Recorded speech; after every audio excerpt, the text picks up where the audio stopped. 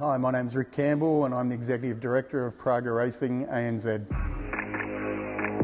Praga is a Czechoslovakian-made high downforce racing car, and it's a purpose-built racing car.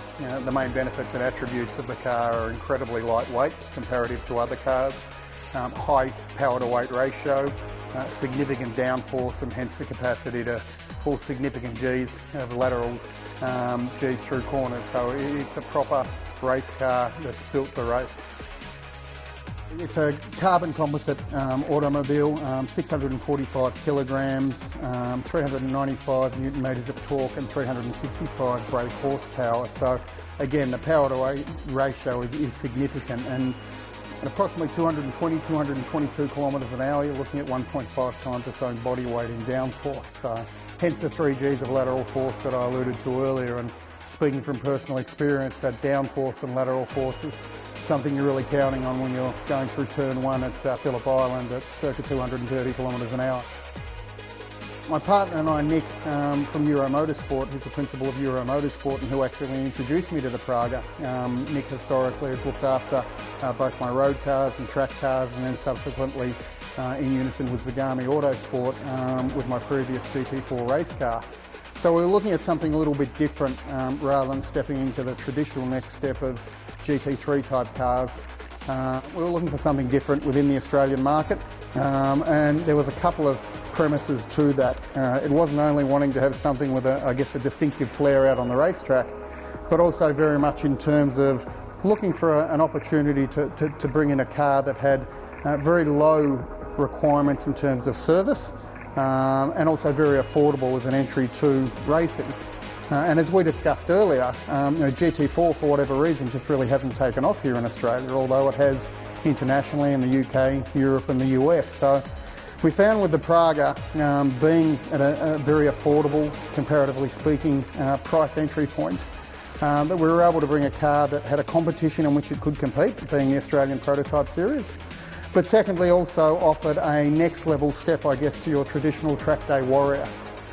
So for the enthusiast, as an example, that may have a Ferrari, an AMG Mercedes, a McLaren, a Lamborghini, etc., that they take down to the track on a fairly regular basis, if they wanted to take that next step up to a purpose-built race car, which conversely means a lot less wear and tear on their very expensive road car. As an example, if you look at a GT4 car, and because I'm fairly heavily involved from a business perspective with a number of the different brands and marks, and their representatives here in Australia, I won't give specifics or degrees of specificity in terms of cost, but your traditional GT4 car may be in the low 400s as an example. A GT3 car, and I'm talking new here, but you're looking at a starting price roughly around about 650,000 all the way up to 1.2 million for the top end of the GT3 cars. But more pertinently, you've then got the ongoing support costs. And as we were discussing earlier, you go to a track day and you walk into a GT3 car garage and you've got all manner and all number of people and technology, etc., sitting there to support that vehicle. Whereas else with the Praga, you've got a very low entry point, comparatively speaking, of around about $400,000 to get the car on track. Okay. Furthermore, because of that lightweight that I was alluding to earlier in terms of the 645 kilograms, the wear and tear on the car is significantly lower.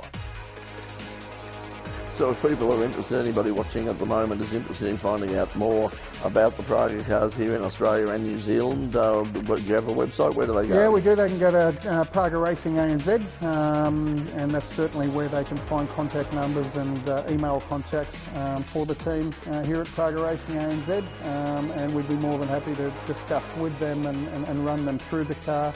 By invitation, we do provide track day experience for people with the requisite experience to come and drive the car, and it's quite important that I do, emphasise that, again, we are talking about a purpose-built race car. We're not talking about a factory-produced car that was made for everyday road use. It's then been converted into a race car.